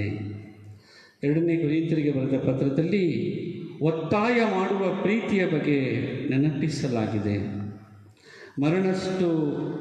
ಮರಣದಷ್ಟು ಬಲವಾದ ಪ್ರೀತಿ ಪರಮ ಗೀತೆಗಳು 8ನೇ ಅಧ್ಯಾಯ 6ನೇ ವಾಕ್ಯದಲ್ಲಿ ನೀಡಲಾಗಿದೆ. ಮತ್ತೊಬ್ಬರಿಗೆ ಕೇಡು ಮಾಡದ ಪ್ರೀತಿ ರೋಮನರಿಗೆ ಬರೆದ ಪತ್ರ 13ನೇ ಅಧ್ಯಾಯ 10ನೇ ವಾಕ್ಯದಲ್ಲಿ ನೀಡಲಾಗಿದೆ. ಭಕ್ತಿ ವೃತ್ತಿಯನ್ನುಂಟು ಮಾಡುವ ಪ್ರೀತಿ 1ನೇ ಕೊರಿಂಥರಿಗೆ ಬರೆದ ಪತ್ರ 8ನೇ ಅಧ್ಯಾಯದಲ್ಲಿ ನೀಡಲಾಗಿದೆ. ಈ ರೀತಿ ನಾನು ಎಂಬ ವ್ಯಕ್ತಿತ್ವಕ್ಕೆ ಬೀಜವನ್ನು ಬಿತ್ತಿದ ದೇವರು ಅವನಿಂದ ಫಲವನ್ನು ನಿರೀಕ್ಷಿಸುತ್ತಾ ಇದ್ದಾರೆ. ಈ ಫಲವನ್ನು ನಾವು ದೇವರಿಗೆ ಸಮರ್ಪಿಸಿಕೊಳ್ಳಬೇಕಾದರೆ ನಾವು ಈಗ ವಿಶ್ಲೇಷಣೆ ಮಾಡಿದ ಎಲ್ಲ ಅಂಶಗಳನ್ನು ನಮ್ಮ ಜೀವನದಲ್ಲಿ ಅಳವಡಿಸಿಕೊಳ್ಳಬೇಕು. ಅಳವಡಿಸಿಕೊಂಡು ನಾವು ಮನುಷ್ಯರಾಗಬೇಕು. ಮಾನವೀಯತೆಯನ್ನು ನಾವು ನಿರ್ಮಿಸಿಕೊಳ್ಳಬೇಕು. ಮಾನವೀಯತೆ ಮೇಲೆ ನಮ್ಮ ಜೀವನವನ್ನು ಕಟ್ಟಬೇಕು. ಹಾಗೂ ಮಾನವೀಯತೆಯಲ್ಲಿ ನಾವು ಮೆರೆಯಬೇಕು. ನಾನು ಮನುಷ್ಯನಾಗಲು ಏನು ಮಾಡಬೇಕು? ಸ್ನೇಹ, ಪ್ರೀತಿ, ಶಾಂತಿ, ನೀತಿ, ಕ್ಷಮೆ ಹಾಗೂ ಎಲ್ಲ ವಿಧಗಳಲ್ಲಿ ನನ್ನನ್ನು ಯಾವ ರೀತಿ ಇತರರು ಪ್ರೀತಿಸಬೇಕು ಅಥವಾ ನಾನೇ ಪ್ರೀತಿಸಿಕೊಳ್ಳಬೇಕು ಎಂದು ಯೋಚಿಸ್ತೇನೆ, ಅದೇ ಪ್ರಕಾರ ನಾವು ನಮ್ಮ ನೆರೆಯವರನ್ನು ಪ್ರೀತಿಸಬೇಕು. ಆದರೆ ಈಗ ಆಗ್ತಾ ಇರೋದೇನು? ಇನ್ನೊಬ್ಬರ ತಲೆಯನ್ನು ಮೆಟ್ಟಿ ಅವರನ್ನು ಸಡೆಬೆಳೆದು ಅವರನ್ನು ನೆಲಸಮ ಮಾಡಿ ಅವರ ಹೆಣಗಳ ಮೇಲೆ ನಾವು ನಮ್ಮ ಬಂಗಲೆಗಳನ್ನು ಹಾಗೂ ನಮ್ಮ ಸಂಪತ್ತುಗಳನ್ನು, ನಮ್ಮ ಶ್ರೀಮಂತಿಕೆಯನ್ನು, ನಮ್ಮ ಪ್ರತಿಷ್ಠೆಯನ್ನು, ನಮ್ಮ ಗೌರವವನ್ನು ಕಟ್ಟಿಸಿಕೊಳ್ಳುತ್ತಿದ್ದೇವೆ. ಈ ಒಂದು ನಿಟ್ಟಿನಲ್ಲಿ ದೇವರ ಶಾಪ ಈ ಪ್ರಪಂಚದ ಮೇಲೆ ತಗುಲಿದೆ ಎಂದರೆ ಅದು ಅತಿಶಯೋಕ್ತಿಯಾಗಲಾರದು. ಇದನ್ನು ಅರಿತುಕೊಂಡವರಾಗಿ ಪಶ್ಚಾತ್ತಾಪಪಟ್ಟು ದೇವರ ಬಳಿ ಕ್ಷಮೆ ಯಾಚಿಸುತ್ತಾ ನಾವು ನಮ್ಮ ಜೀವನದ ಹಾದಿಯನ್ನು ಕತ್ತಲೆಯಿಂದ ಬೆಳಕಿನೆಡೆಗೆ ತಿರುಗಿಸಿಕೊಳ್ಳಬೇಕು. ಪಾಪದಿಂದ ಪುಣ್ಯದ ಹಾದಿಗೆ ಬರಬೇಕು. ಪಾಪಕ್ಕೆ, ಲೋಕಕ್ಕೆ, ಶ್ರೀಮಂತಿಕೆಗೆ ಹಾಗೂ ಸ್ವಾರ್ಥಕ್ಕೆ, ಎಲ್ಲಕ್ಕೂ ವಿಮುಖರಾಗಿ ದೇವರಿಗೆ ಅಭಿಮುಖರಾಗಬೇಕು. ಹೀಗೆ ನಾವು ಮಾಡಿದ ಪಕ್ಷದಲ್ಲಿ ನಾವು ದೇವರ ವಾಕ್ಯದ ಫಲದ ನಿರೀಕ್ಷೆಯಲ್ಲಿರುವ ದೇವರಿಗೆ ಫಲ ಕೊಡಲು ಸುಲಭ ಸಾಧ್ಯವಾಗುವುದು. ಈ ರೀತಿ ದೇವರ ಆ ನಿರೀಕ್ಷೆಯನ್ನು ನಾವು ನಿರಾಳಗೊಳಿಸಬಹುದು. ಆತ್ಮೀಯರೇ, ನಾವು ಸಂದಿಗ್ಧ ಪರಿಸ್ಥಿತಿಯಲ್ಲಿ ನಮ್ಮ ಸಮಕಾಲೀನ ಒಂದು ಅನುಭವದಲ್ಲಿದ್ದೇವೆ. ಇಂತಹ ಸಂದರ್ಭದಲ್ಲಿ ಎಲ್ಲ ಜನರು ಪಾಪ ಕಟ್ಟಿಕೊಂಡಿರುವ ಹಾಗೂ ದೇವರ ಸನ್ನಿಧಾನದಿಂದ ದೇವರಿಗೆ ವಿಮುಖರಾಗಿ ಪಾಪಕ್ಕೆ ಅಭಿಮುಖರಾಗಿರುವ ಪ್ರತಿಯೊಬ್ಬರೂ ತಮ್ಮ ತಪ್ಪುಗಳನ್ನು ಮನವರಿಕೆ ಮಾಡಿಕೊಂಡು ಅವುಗಳನ್ನು ದೇವರಿಗೆ ಸಮರ್ಪಿಸಿ ದೇವರಿಂದ ಕ್ಷಮೆಯನ್ನು ಯಾಚಿಸಿ ಅವರ ತಪ್ಪುಗಳಿಗೆ ಪಶ್ಚಾತ್ತಾಪ ಪಟ್ಟವರಾಗಿ ಈ ಲೌಕಿಕದಲ್ಲಿ ಶಾಂತಿ ಮತ್ತು ದೇವರ ಪ್ರಸನ್ನತೆ ಮತ್ತು ಪ್ರೀತಿ ನೆಲೆಸುವಂತಾಗಲಿ ಎಂದು ಈ ದಿವ್ಯ ಬಲಿ ಪೂಜೆಯಲ್ಲಿ ಮುಂದುವರೆದು ಬೇಡೋಣ. ಹಾಗೂ ನಾವು ದೇವರು ನಮ್ಮಲ್ಲಿ ಬಿತ್ತನೆ ಮಾಡಿರುವಂತಹ ಬೀಜಕ್ಕೆ ಅವರು ಎದುರು ನೋಡುತ್ತಿರುವ, ಅವರು ನಿರೀಕ್ಷಿಸುತ್ತಿರುವ ಫಲವನ್ನು ಕೊಡಲು ಪ್ರಯತ್ನ ಮಾಡೋಣ. ಆಮೇಲೆ ಸ್ವರ್ಗವನ್ನು ಭೂಮಿಯನ್ನು ಸೃಷ್ಟಿಸಿದ ಸರ್ವಶಕ್ತ ದೇವರನ್ನು ವಿಶ್ವಾಸಿಸುತ್ತೇನೆ. ಅವರ ಏಕೈಕ ಪುತ್ರರು ನಮ್ಮ ಪ್ರಭುವೂ ಆದ ಯೇಸು ಕ್ರಿಸ್ತನನ್ನು ವಿಶ್ವಾಸಿಸುತ್ತೇನೆ. ಇವರು ಪವಿತ್ರಾತ್ಮರಿಂದ ಗರ್ಭಧರಿಸಿದ ಕನ್ಯಾಮರಿಯಮ್ಮನವರಲ್ಲಿ ಜನಿಸಿದರು.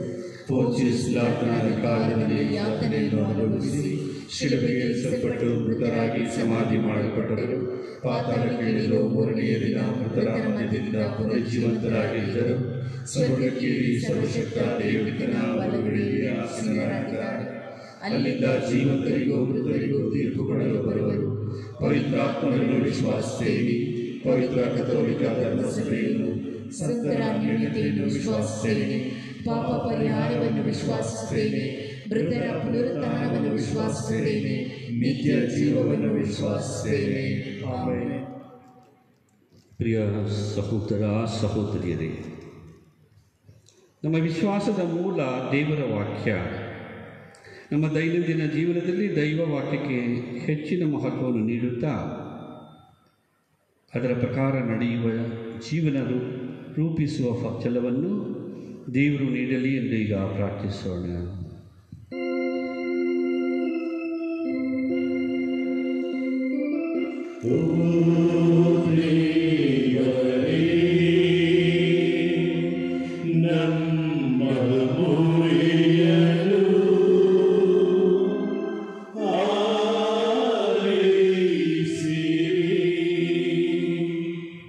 ಧರ್ಮಸಭೆಯನ್ನು ಮುನ್ನಡೆಸುವ ವಿಶ್ವಗುರು ಫ್ರಾನ್ಸಿಸ್, ಎಲ್ಲ ಧರ್ಮಾಧ್ಯಕ್ಷರುಗಳು, ಎಲ್ಲ ಯಾಜಕರು ಹಾಗೂ ಎಲ್ಲ ಮುಖಂಡರುಗಳು ದೈವ ವಾಕ್ಯದ ಬಿತ್ತನೆಯ ಕಾರ್ಯದಲ್ಲಿ ನಿರತರಾಗಿ ತಮ್ಮ ನಡೆ ಹಾಗೂ ನುಡಿಯಿಂದ ಸಾರುವಂತೆ ಪ್ರಾರ್ಥಿಸೋಣ.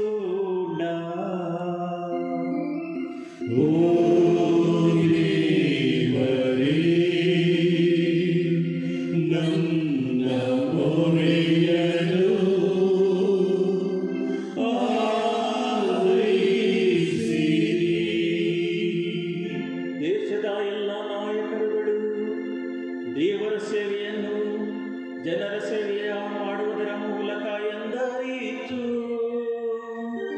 ಸಮಾಜವನ್ನು ಕಟ್ಟಿ ಬೆಳೆಸುವಂತಹ ಕಾರ್ಯದಲ್ಲಿ ತೊಡಗುವಂತೆ ಪ್ರಾರ್ಥಿಸೋಣ.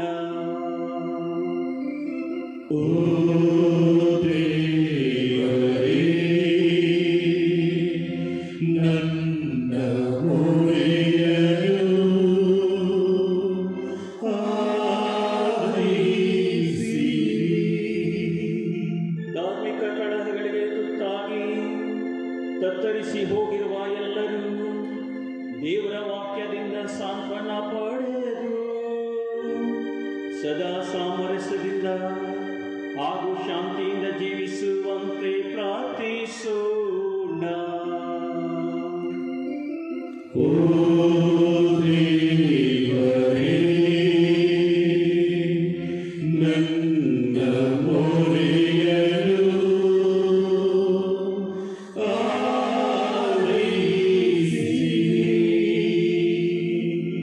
ಇಲ್ಲಿ ನೆರೆದಿರುವ ನಾವೆಲ್ಲರೂ ದೇವರ ವಾಕ್ಯದ ಮಹತ್ವವನ್ನು ಅರಿತು ನಮ್ಮ ಜೀವನಗಳಲ್ಲಿ ಪ್ರಮುಖ ಸ್ಥಾನವನ್ನು ದೇವರ ವಾಕ್ಯಕ್ಕೆ ನೀಡಿ ಫಲ ನೀಡುವ ವ್ಯಕ್ತಿಗಳಾಗುವಂತೆ ಪ್ರಾರ್ಥಿಸೋಣ. ಓ ದೇವರೇ, ನನ್ನ ಮೊರೆಯನ್ನು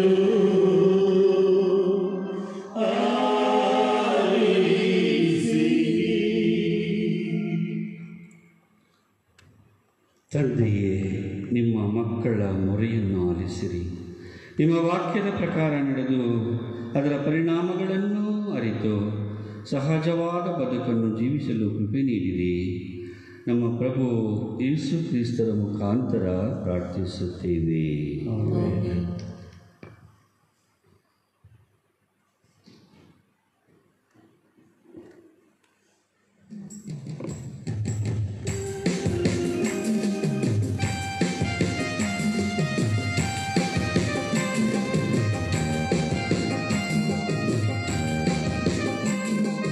ಓ ದೇವರೇ, ನನ್ನ ಈ ಕಾಣಿಕೆ ಸ್ವೀಕರಿಸುವ, ನನ್ನ ಈ ಬೇಡಿಕೆ, ನನ್ನ ಈ ಬಾಳಿಗೆ ದಾರಿ ತೋರಿಸು, ನನ್ನ ಈ ಬಾಳನ್ನು ಹರಸಿ ನಡೆಯಿಸು.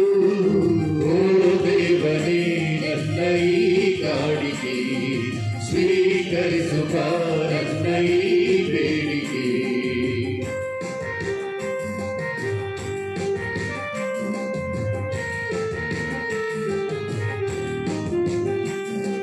ಮನವನು ನಿನ್ನ ಚರಣಕ್ಕೆ ಅರ್ಪಿಸಿ ಬೇಡುವೆ ಬಾಳ ಬೆಳಕಿಗೆ.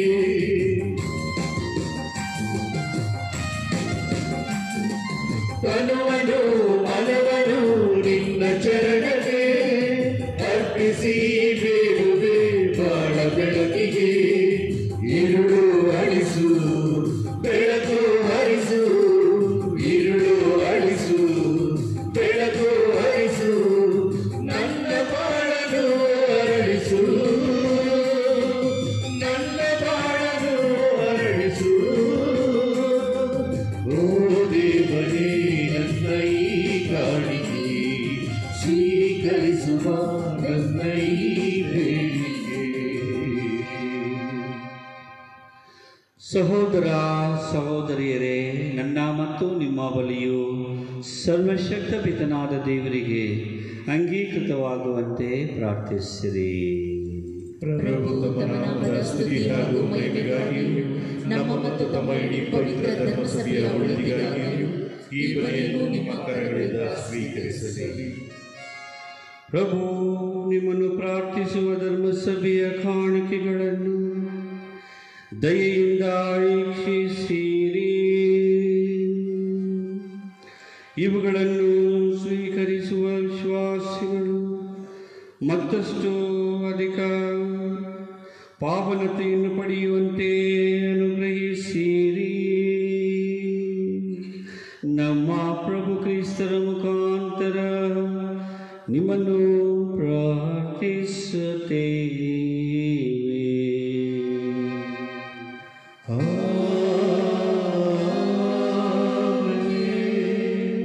ಪ್ರಭು ನಿಮ್ಮೊಡನೆ ಇರಲಿ. ನಿಮ್ಮ ಆತ್ಮದೊಡನೆಯೂ ಇರಲಿ. ನಿಮ್ಮ ಹೃದಯಗಳನ್ನು ಮೇಲಕ್ಕೆತ್ತಿರಿ. ಪ್ರಭುವಿನ ಕಡೆಗೆ ಎತ್ತಿದ್ದೇವೆ. ನಮ್ಮ ಪ್ರಭು ದೇವರಿಗೆ ಕೃತಜ್ಞತೆಯನ್ನು ಸಲ್ಲಿಸೋಣ. ಅದು ಯೋಗ್ಯ ಮಾತು, ನ್ಯಾಯವಾಗಿದೆ. ಪ್ರಭು ಪವಿತ್ರ ಪಿತನೇ, ಸರ್ವಶಕ್ತ ನಿತ್ಯ ದೇವರೇ, ನಾವು ಎಂದೆಂದೂ ಎಲ್ಲೆಲ್ಲೋ ನಿಮಗೆ ಕೃತಜ್ಞತೆಯನ್ನು ಸಲ್ಲಿಸುವುದು ನಿಜವಾಗಿ ಯೋಗ್ಯವೂ ನ್ಯಾಯವಾಗಿದೆ. ನಮ್ಮ ಕರ್ತವ್ಯವೂ ರಕ್ಷಣೆಯೂ ಆಗಿದೆ.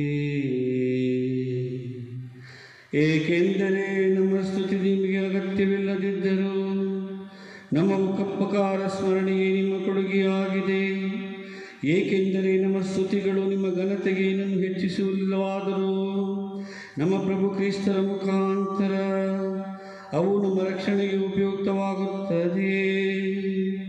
ಆದುದರಿಂದ ದೂತಗಣಗಳ ಸಮೂಹದೊಂದಿಗೆ ನಿಮ್ಮನ್ನು ಸ್ತುತಿಸುತ್ತಾ ಆನಂದದಿಂದ ನಾವು ಹಾಡುವುದೇನೆಂದರೆ,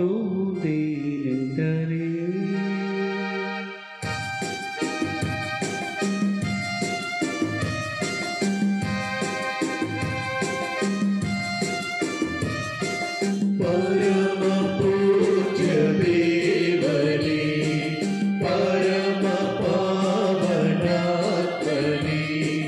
ಶ್ರೀನದೀಶ ದೇವನೇ, ಪರಮ ಪೂಜ್ಯನೇ, ನಿನ್ನ ನಾಮ ಮಹಿಮೆಗೆ ಜೈಕಾರ ಸ್ತೋತ್ರವು, ಜೈಕಾರ ಸ್ತೋತ್ರವು. ಬಾನು ಭುವಿಯು ತುಂಬಿದೆ ನಿನ್ನ ತೇಜ ಶೋಭೆಯು, ನಿನ್ನ ನಾಮ ಮಹಿಮೆಗೆ ಜೈಕಾರ ಸ್ತೋತ್ರವು, ಜೈಕಾರ ಸ್ತೋತ್ರವು. ದೇವ ನಿನ್ನ ನಾಮದಲ್ಲಿ ಬರುವರಾಶೀರ್ವದಿತರು, ನಿನ್ನ ನಾಮ ಮಹಿಮೆಗೆ ಜೈಕಾರ ಸ್ತೋತ್ರವು, ಜೈಕಾರ ಸ್ತೋತ್ರವು. ಪ್ರಭು ನೀವು ನಿಜವಾಗಿಯೂ ಪರಿಶುದ್ಧರು, ಸರ್ವ ಪರಿಶುದ್ಧತೆಯ ಬುಗ್ಗೆಯೂ ನೀವೇ. ಈ ಕೊಡುಗೆಗಳ ಮೇಲೆ ನಿಮ್ಮ ಪವಿತ್ರಾತ್ಮರನ್ನು ಇಬ್ಬನಿಯಂತೆ ಸುರಿಸಿ ಪಾವನಗೊಳಿಸಲಿ ಎಂದು ಪ್ರಾರ್ಥಿಸುತ್ತೇವೆ. ನಮಗಿವು ನಮ್ಮ ಪ್ರಭು ಯೇಸು ಕ್ರಿಸ್ತರ ಶರೀರ ಮತ್ತು ರಕ್ತವಾಗುವಂತೆ ಮಾಡಿರಿ. ಅವರನ್ನು ಪರಾಧೀನ ಮಾಡಲಾದ ಸಮಯದಲ್ಲಿ ಸ್ವಇಚ್ಛೆಯಿಂದ ತಮ್ಮ ಯಾತನೆಗೆ ಒಳಗಾದಾಗ ಅವರು ರೊಟ್ಟಿಯನ್ನು ತೆಗೆದುಕೊಂಡು ಕೃತಜ್ಞತೆಯನ್ನು ಸಲ್ಲಿಸಿ ಅದನ್ನು ಮುರಿದು ತಮ್ಮ ಶಿಷ್ಯರೆಲ್ಲರಿಗೂ ಕೊಡುತ್ತಾ ಹೀಗೆಂದರು, ತೆಗೆದುಕೊಳ್ಳಿ, ಇದನ್ನು ನೀವೆಲ್ಲರೂ ಭುಜಿಸಿರಿ. ಏಕೆಂದರೆ ಇದು ನಿಮಗಾಗಿ ಒಪ್ಪಿಸಲಾಗುವ ನನ್ನ ಶರೀರ.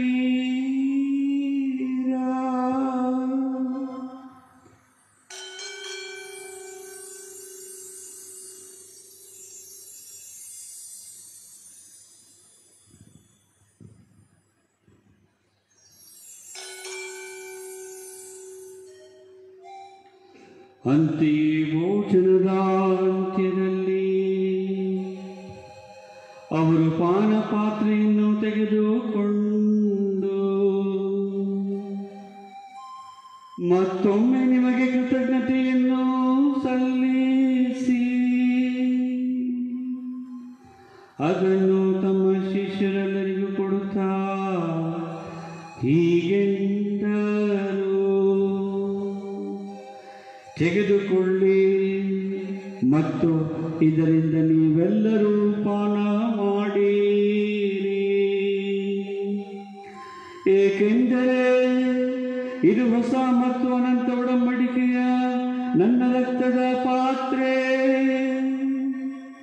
ಈ ರಕ್ತವು ನಿಮ್ಮ ಮತ್ತು ಅನೇಕರ ಪಾಪಗಳ ಪರಿಹಾರಕ್ಕಾಗಿ ಸುರಿಸಲಾಗುವುದು. ಇದನ್ನು ನನ್ನ ಸ್ಮರಣೆಗಾಗಿ ಮಾಡಿರಿ.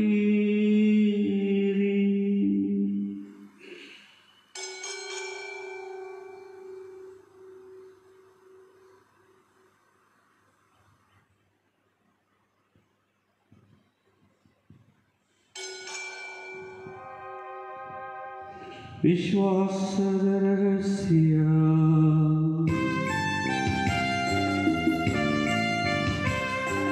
ಯೇಸುವಿನ ಮರಣವನ್ನು ಜಗಕ್ಕೆ ಸಾರುತ್ತೇವೆ, ಅವರ ಪುನರುತ್ಥಾನವನ್ನು ಕೊಂಡಾಡುತ್ತೇವೆ, ಅವರ ಪುನರಾಗಮನವನ್ನು ನಿರೀಕ್ಷಿಸುತ್ತೇವೆ.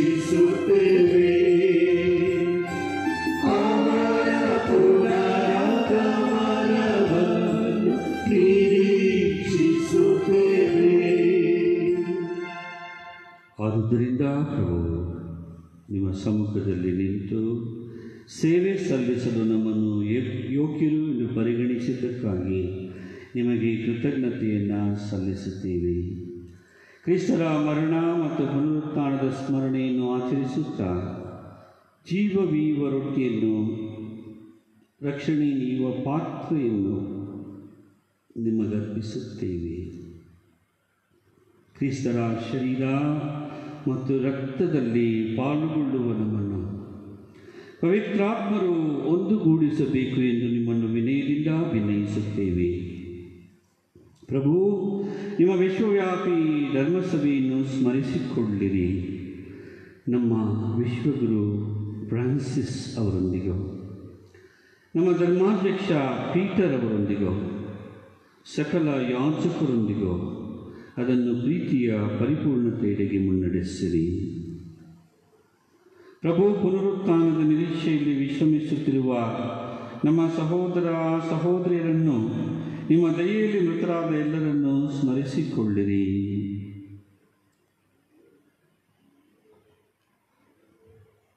ಅವರನ್ನು ನಿಮ್ಮ ಸಮ್ಮುಖದ ಕೃಪೆಗೆ ಬರಮಾಡಿರಿ. ನಮ್ಮ ಮೇಲೂ ದಯೆ ತೋರಿ ದೇವಮಾತೆ ಪೂಜ್ಯ ಕನ್ಯಾಮರಿಯಮ್ಮನವರೊಂದಿಗೂ, ಆಕೆಯ ಪತಿ ಸಂತ ಜೋಸೇಫರೊಂದಿಗೂ, ಸಂತ 10ನೇ ಭಕ್ತಿನಾಥರೊಂದಿಗೂ, ಪುನೀತ ಪ್ರೇಷಿತರೊಂದಿಗೂ, ಎಲ್ಲ ಕಾಲಗಳಲ್ಲಿ ಮೆಚ್ಚುಗೆಗೆ ಪಾತ್ರರಾದ ಸಕಲ ಸಂತರೊಂದಿಗೂ ನಾವು ನಿತ್ಯ ಜೀವದಲ್ಲಿ ಸಹಭಾಗಿಗಳಾಗಿ ನಿಮ್ಮನ್ನು ಸ್ತುತಿಸಿ ಮಹಿಮೆಪಡಿಸುವಂತೆ ನಿಮ್ಮ ಪುತ್ರ ಯೇಸು ಕ್ರಿಸ್ತರ ಮುಖಾಂತರ ಪ್ರಾರ್ಥಿಸುತ್ತೇವೆ. ಇವರ ಮುಖಾಂತರವೂ ಇವರೊಂದಿಗೂ ಇವರಲ್ಲಿಯೂ ಸರ್ವಶಕ್ತ ತಂದೆಯಾದ ದೇವರೇ,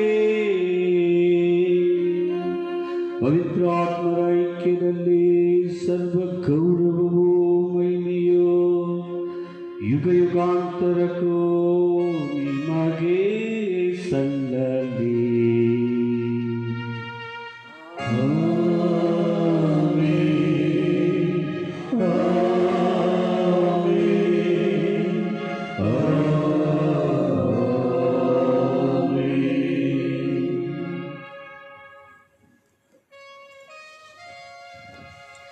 ಕ್ರಿಸ್ತರ ಆಜ್ಞೆಯ ಪ್ರಕಾರ ದೈವ ಬೋಧನೆಯಿಂದ ಶಿಕ್ಷಿತರಾಗಿ ನಾವು ಹಾಡುವುದೇನೆಂದರೆ,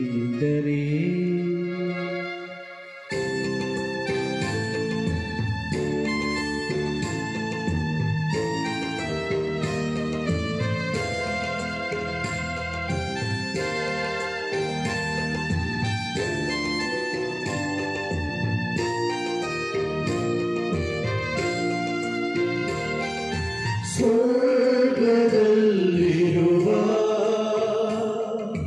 ನಮ್ಮ ತಂದೆ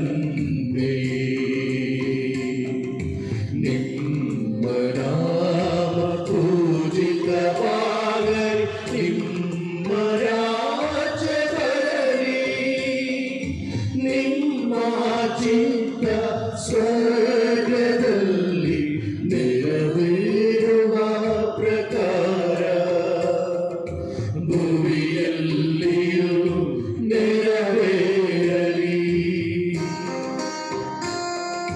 ನಮ್ಮ ಅನುದಿನದ ಆಹಾರವನ್ನು ಇಂದು ನಮಗೆ ನೀಡಿರಿ. ನಮಗೆ ತಪ್ಪು ಮಾಡಿದವರನ್ನು ನಾವು ಕ್ಷಮಿಸುವ ಪ್ರಕಾರ ನಮ್ಮ ಪಾಪಗಳನ್ನು ಕ್ಷಮಿಸಿರಿ. ನಮ್ಮನ್ನು ಶೋಧನೆಗೆ ಒಳಪಡಿಸದೆ ಕೇಡಿನಿಂದ ನಮ್ಮನ್ನು ರಕ್ಷಿಸಿರಿ. ನಮ್ಮನ್ನು ರಕ್ಷಿಸಿರಿ. ಪ್ರಭು, ಸಕಲ ಕೇಡುಗಳಿಂದ ನಮ್ಮನ್ನು ರಕ್ಷಿಸಿರಿ ಎಂದು ಪ್ರಾರ್ಥಿಸುತ್ತೇನೆ. ನಿಮ್ಮ ದಯೆಯ ನೆರವನ್ನು ಪಡೆದು ಪಾಪದಿಂದ ಸದಾ ವಿಮುಕ್ತರಾಗಿ ಎಲ್ಲ ಸಂಕಷ್ಟಗಳಿಂದ ಸುರಕ್ಷಿತರಾಗಿರುವಂತೆ ನಮ್ಮ ಜೀವಮಾನದಲ್ಲಿ ಶಾಂತಿಯನ್ನು ದಯೆಯಿಂದ ಕರುಣಿಸಿರಿ. ನಾವು ಸ್ವರ್ಗಾನಂದವನ್ನು, ನಮ್ಮ ರಕ್ಷಕ ಯೇಸು ಕ್ರಿಸ್ತರ ಆಗಮನವನ್ನು ನಿರೀಕ್ಷಿಸುತ್ತಿದ್ದೇವೆ. ರಾಜ್ಯಭಾರವು ಅಧಿಕಾರ ಯುಗ ಯುಗಾಂತರಕ್ಕೂ ನಿಮಗೆ ಸಲ್ಲಲಿ. ನಿಮಗೆ ಸಲ್ಲಲಿ. ಪ್ರಭು ಯೇಸು ಕ್ರಿಸ್ತರೇ, ನಿಮ್ಮ ಪ್ರೇಷಿತರಿಗೆ ನಿಮಗೆ ಶಾಂತಿಯನ್ನು ಬಿಟ್ಟು ಹೋಗುತ್ತೇನೆ, ನನ್ನ ಶಾಂತಿಯನ್ನೇ ನಿಮಗೆ ಕೊಡುತ್ತೇನೆ ಎಂದು ಹೇಳಿದ್ದೀರಿ. ನಮ್ಮ ಪಾಪಗಳನ್ನು ಲಕ್ಷಿಸದೆ ನಿಮ್ಮ ಧರ್ಮಸೇವೆಯ ವಿಶ್ವಾಸವನ್ನು ಈಕ್ಷಿಸಿರಿ. ಅದಕ್ಕೆ ನಿಮ್ಮ ಚಿತ್ತದ ಪ್ರಕಾರ ಶಾಂತಿಯನ್ನು, ಐಕ್ಯತೆಯನ್ನು ದಯೆಯಿಂದ ದಯಪಾಲಿಸಿರಿ. ಯುಗ ಯುಗಾಂತರಕ್ಕೂ ಜೀವಿಸಿ ಆಳುವ ನಿಮ್ಮನ್ನು ಪ್ರಾರ್ಥಿಸುತ್ತೇವೆ. ಆಮೆನ್. ಪ್ರಭುವಿನ ಶಾಂತಿ ಸದಾ ನಿಮ್ಮೆಲ್ಲರೊಡನೆ ಇರಲಿ. ನಿಮ್ಮ ಆತ್ಮದೊಡನೆಯೂ ಇರಲಿ. ಸಹೋದರ ಸಹೋದರಿಯರೇ, ಪರಸ್ಪರ ಶಾಂತಿಯನ್ನು ಸಮರ್ಪಿಸಿಕೊಳ್ಳೋಣ.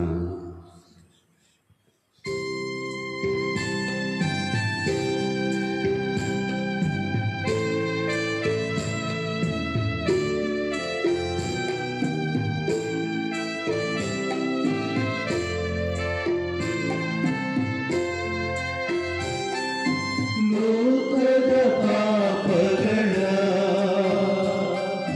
ನೀಗುವ ದೇವರ ಕುರಿಮರಿಯೇ, ನಮಗೆ ದಯೆ ತೋರಿ.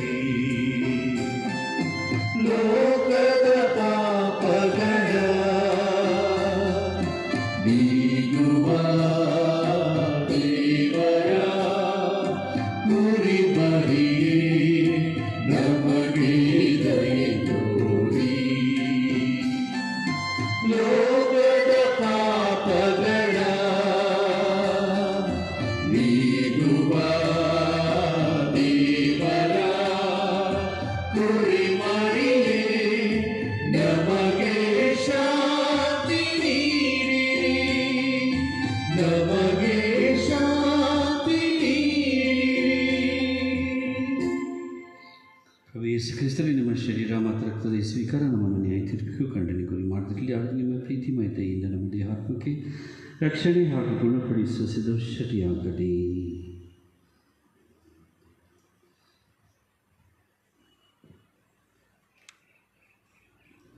ಇಗೋ ದೇವರ ಕುರಿಮರಿ, ಇಗೋ ಇವರೇ ಲೋಕದ ಪಾಪಗಳನ್ನು ಪರಿಹರಿಸುವವರು. ಕುರಿಮರಿಯ ಭೋಜನಕ್ಕೆ ಆಹ್ವಾನಿತರು ಭಾಗ್ಯವಂತರು. ಪ್ರಭು ತಾವು ನನ್ನ ಮನೆಯನ್ನು ಪ್ರವೇಶಿಸಲು ನಾನು ಪಾತ್ರನಲ್ಲ, ಆದರೆ ತಾವು ದೇವರ ಮಾತನ್ನು ನುಡಿಯಿರಿ, ನನ್ನ ಆತ್ಮವು ಸ್ವಸ್ಥವಾಗುವುದು. ಅಮರ ಜೀವಕ್ಕೆ ಕ್ರಿಸ್ತರ ಶರೀರ ರಕ್ತ ನಮ್ಮನ್ನು ಕಾಪಾಡಲಿ. ಆಮೇಲೆ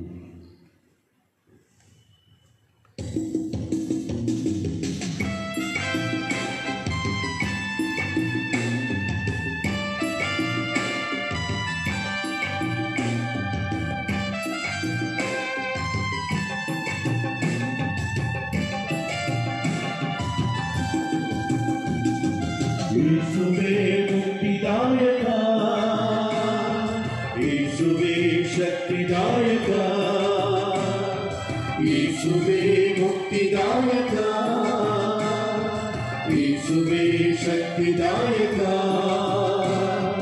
ಯೇಸುವೇ ನಮ್ಮಯ ದೇಶಪಾಲಕ ಯೇಸುವೇ ನಮ್ಮಯ ದೇಶಪಾಲಕ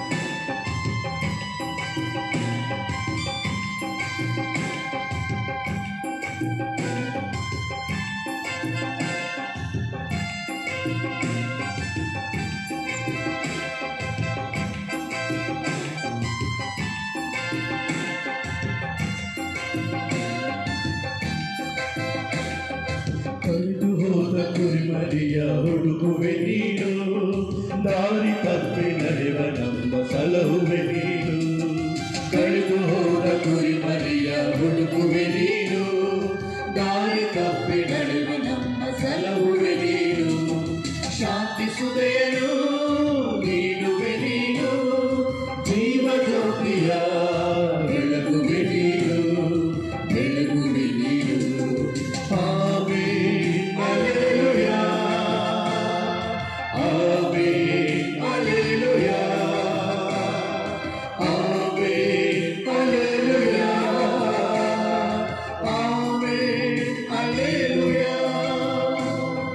ಯೇಸುವೇ ಮುಕ್ತಿದಾಯಕ ಯೇಸುವೇ ಶಕ್ತಿದಾಯಕ ಯೇಸುವೇ ಮುಕ್ತಿದಾಯಕ ಯೇಸುವೇ ಶಕ್ತಿದಾಯಕ ಯೇಸುವೇ ನಮ್ಮಯ ದೇಶಪಾಲಕ ಯೇಸುವೇ ನಮ್ಮಯ ದೇಶಪಾಲಕ ಆವೆ ಹಲ್ಲೆಲೂಯಾ ಆವೆ ಹಲ್ಲೆಲೂಯಾ ಆವೆ ಹಲ್ಲೆಲೂಯಾ ಆವೆ ಹಲ್ಲೆಲೂಯಾ. ಪ್ರಭು ಯೇಸು ಕ್ರಿಸ್ತರೇ, ಆನ್ಲೈನ್ನಲ್ಲಿ ದಿವ್ಯ ಬಲಿ ಪೂಜೆಯನ್ನು ವೀಕ್ಷಿಸುತ್ತಿರುವ ಭಕ್ತ ವಿಶ್ವಾಸಿಗಳೆಲ್ಲರೂ ನಿಮ್ಮ ಶರೀರ ಮತ್ತು ರಕ್ತದ ಪೋಷಣೆಯಿಂದ ವಂಚಿತರಾಗಿದ್ದಾರೆ. ಅವರೆಲ್ಲರಿಗೂ ನಿಮ್ಮ ಕೃಪೆ, ನೆರವು, ವರದಾನಗಳನ್ನು ಕೊಡಿರಿ. ವಿಶೇಷವಾಗಿ ಈಗ ಕಣ್ಣು ಮುಚ್ಚಿ ಜ್ಞಾನಾಸಕ್ತರಾಗಿ ನಿಮ್ಮನ್ನು ಆಧ್ಯಾತ್ಮಿಕವಾಗಿ ತಮ್ಮ ಎದೆಯಾಳದಲ್ಲಿ ಪ್ರಸನ್ನರಾಗಲು ಆಹ್ವಾನಿಸುತ್ತಿರುವ ಇವರಲ್ಲಿ ಪ್ರತ್ಯಕ್ಷರಾಗಿ ನುಸುಳಿರಿ.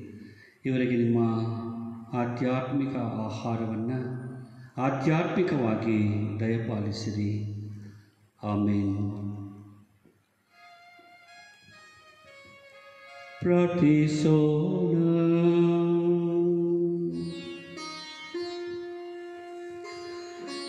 ಪ್ರಭು, ಈ ಕೊಡುಗೆಗಳನ್ನು ಭುಜಿಸಿದ ನಾವು ನಿಮ್ಮನ್ನು ಪ್ರಾರ್ಥಿಸುತ್ತೇವೆ.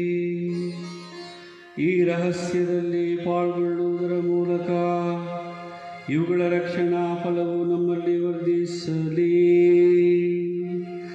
ನಮ್ಮ ಪ್ರಭು ಕ್ರಿಸ್ತರ ಮುಖಾಂತರ ನಿಮ್ಮನ್ನು ಪ್ರಾರ್ಥಿಸುತ್ತೇವೆ.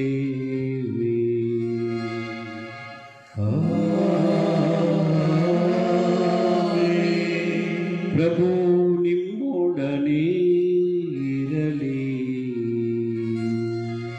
ನಿಮ್ಮ ಆತ್ಮದೊಡನೆಯೂ ಇರಲಿ. ಸಕಲ ಸ್ವಾಂತವನದ ಮೂಲವಾದ ದೇವರು ತಮ್ಮ ಆಶೀರ್ವಾದದ ಕೊಡುಗೆಗಳನ್ನು ನಿಮ್ಮೆಲ್ಲರಿಗೂ ನೀಡಿ ಜೀವನದಲ್ಲಿ ನಿಮಗೆ ಶಾಂತಿಯನ್ನು ಮುನ್ನಡೆಸಲಿ.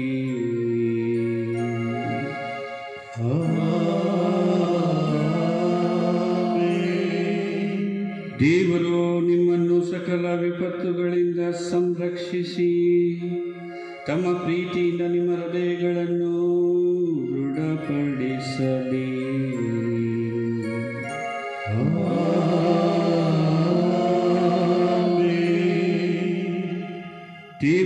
ಅಭಿಮುಖರಾಗಿ ತಮ್ಮ ಫಸಲನ್ನು ಅಧಿಕವಾಗಿ ದೇವರ ನಿರೀಕ್ಷೆಯಂತೆ ಹಿಂದಿರುಗಿಸಿ ದೇವರ ಪ್ರೀತಿಗೆ ಪಾತ್ರರಾಗುವಂತೆ ಆಗಿರಿ.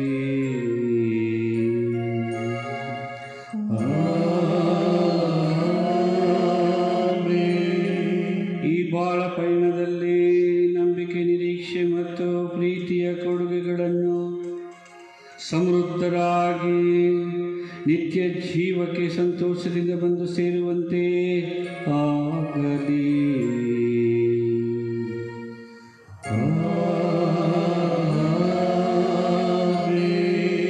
ಸರ್ವಶಕ್ತ ದೇವರಾದ ಪಿತಾ, ಸುತ ಮತ್ತು ಪವಿತ್ರ ಆತ್ಮರ ಆಶೀರ್ವಾದ ನಿಮ್ಮ ಮೇಲೆ ಇಳಿದು ಬಂದು ಸದಾ ನಿಮ್ಮಲ್ಲಿ ನೆಲೆಸಲಿ.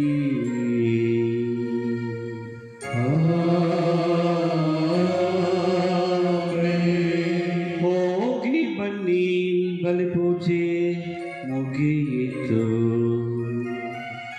ದೇವರಿಗೆ ಕೃತಜ್ಞತೆ ಸಲ್ಲಲಿ.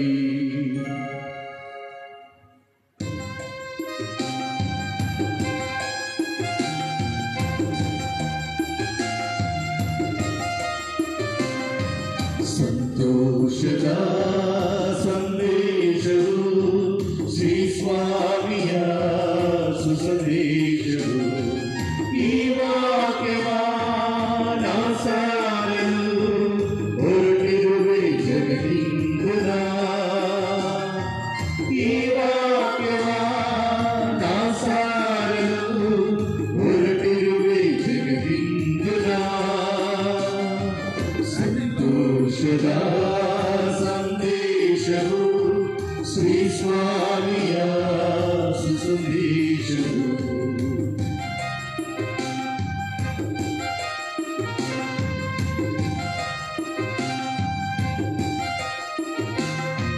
ಪಿತದೇವರು ನನಗೀದಂತೆ ನಾನೀಡುವೆ ನಿನ್ನ ಲೋಕಕ್ಕೆ. ಪಿತದೇವರು ನನಗೀದಂತೆ ನಾನೀಡುವೆ ನಿನ್ನ ಲೋಕಕ್ಕೆ. ಹೋಗೆಲ್ಲರೇ ಸುಸಂದೇಶ ಸಾರು, ದೇವ ಸಾಕ್ಷಿಯ ಸಸಿಯಾಗಿರು. ಬೋಧಿಸಲು ಭಯಬೇಡ, ಸೇವೆಯನ್ನು ಬಿಡಬೇಡ. ನಾನೀವೆ ಇಂದು ಆತ್ಮರ ಬರವ, ತಂದೆಯ ಬರವ. ಸಂತೋಷದ ಸಂದೇಶವು ಶ್ರೀ ಸ್ವಾಮಿಯ ಸುಸಂದೇಶವು. ಈ ವಾಕ್ಯವಾನ ಸಾರಲು ಹೊರಟಿರುವೆ ಜಗದಿಂದ. ಈ ವಾಕ್ಯವಾನ ಸಾರಲು ಹೊರಟಿರುವೆ ಜಗದಿಂದ. ಸಂತೋಷದ ಸಂದೇಶವು ಶ್ರೀ ಸ್ವಾಮಿಯ ಸುಸಂದೇಶವು.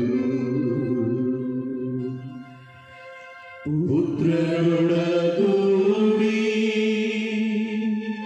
ಅರಸೆ ಮನುತಾಯಿ. ಪವಿತ್ರ ಶಿಲುಬೆಯ ಮೂಲಕ ನಮ್ಮ ಬಳಿಗಳಿಂದ ನಮ್ಮನ್ನು ರಕ್ಷಿಸಿರಿ. ನಮ್ಮ ಸರ್ವೇಶ್ವರ ಪಿತನ, ಸುತನ ಮತ್ತು ಪವಿತ್ರ ಆತ್ಮರ ನಾಮದಲ್ಲಿ ಆಮೆನ್.